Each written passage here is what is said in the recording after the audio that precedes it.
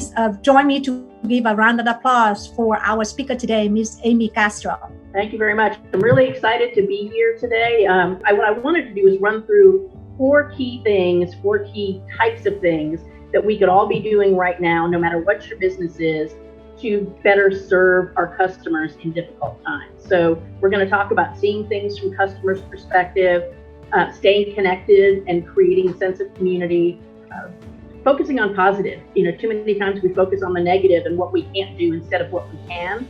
And then just what you all said, focus on serving, not selling, and how we can do that. So that's kind of our roadmap for our discussion for today.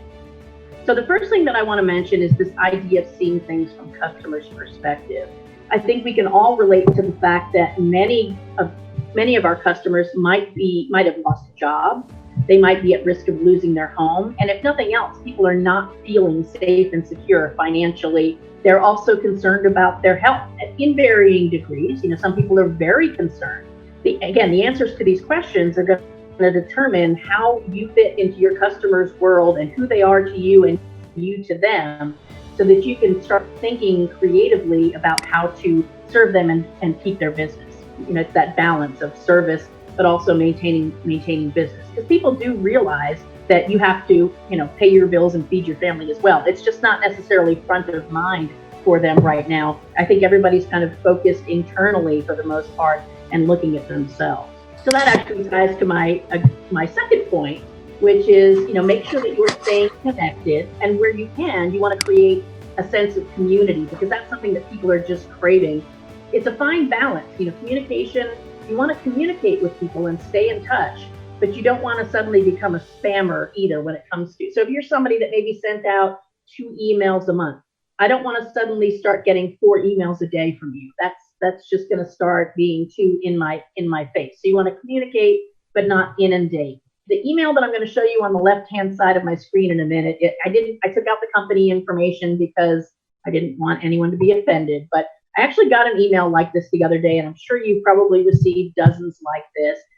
It has a generic subject line, and usually it's some sell kind of subject line. And then the greeting is, "Dear Sir or Madam." Okay, which am I? Do you know who I am? I don't think you have any idea who I am. This kind of an email is not compelling for your customers to respond to. And notice below where it says regards, it's not that I took off the name of the person or the company. There was nothing there. It was just blank. Like, regards from who? So I could deduce from the who the email came from, what company it came from. But this is not going to get the same kind of reaction or response from your customers as this email over here. So this email, and I wrote my friend Bev's name in here because this was actually an email sent to me. So I do have a dog named Tinkerbell. So we made Bev the owner of Tinkerbell.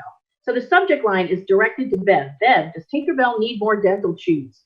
And the reason they asked that question is because Bev ordered a 3-month supply of dental chews 3 months ago. So guess what? She probably needs them again.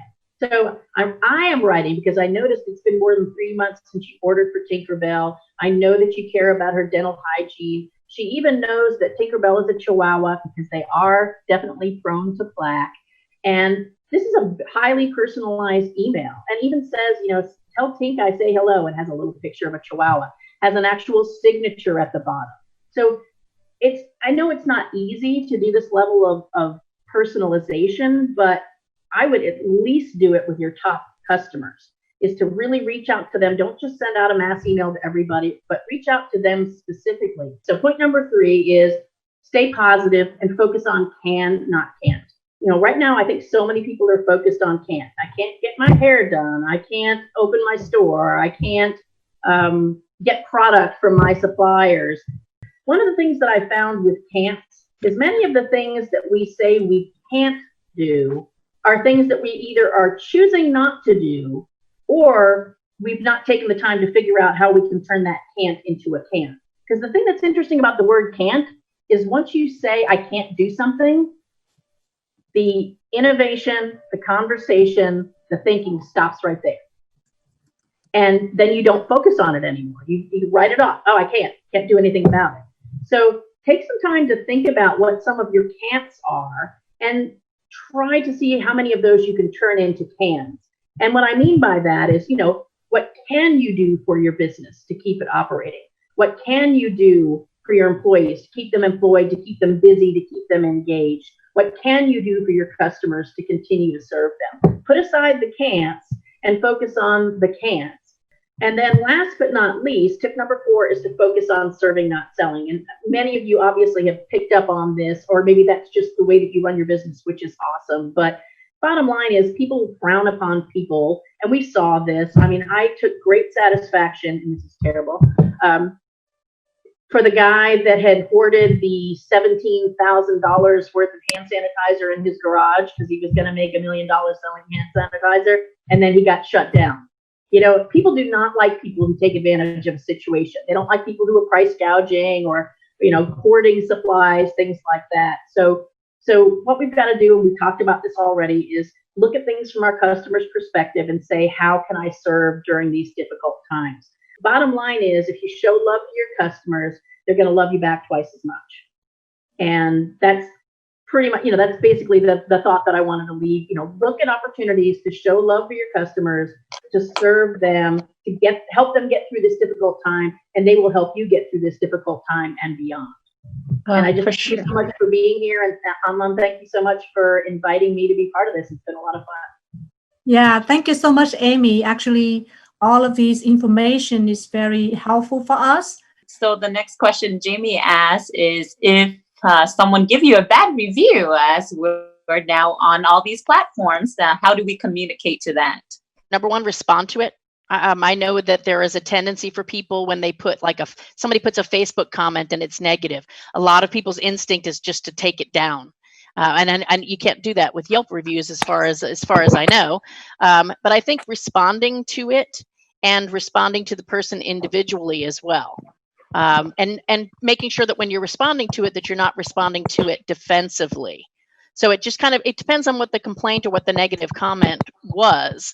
But, you know, let's say somebody put up, you know, on my Yelp review that, not that I even have Yelp, but, you know, that I attended this webinar for Amy Castro, and, you know, she didn't answer my questions, and she didn't have this, and, you know, I didn't like this, and it didn't cover enough points, whatever it might be, is that, you know, I would apologize. You know, I'm sorry that you felt that way about that. I'd like to know more about the specifics. So I'm going to go ahead and contact you, you know, offline. But my goal is always to make, you know, my customers as happy as possible.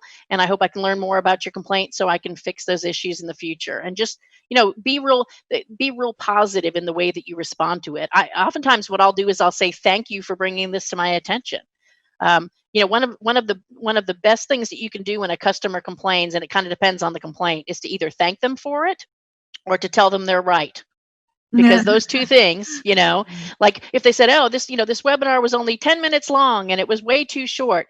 You know what? You're right. It's frustrating when a webinar is not as long as you wanted it to be. I'd love to find out more about what more you would have wanted to know. Let me contact you offline so that we can do better next time. I mean, that's all you can do. At least it shows that you're responsive, that you're listening. And the worst thing you can do is get defensive and make excuses. That's definitely not what you want to do.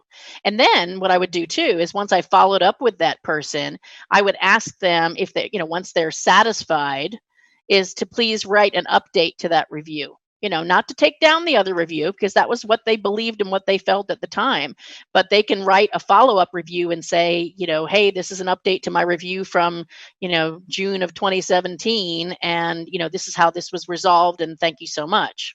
I mean, that's not to say that they're guaranteed to do it, but it's worth asking.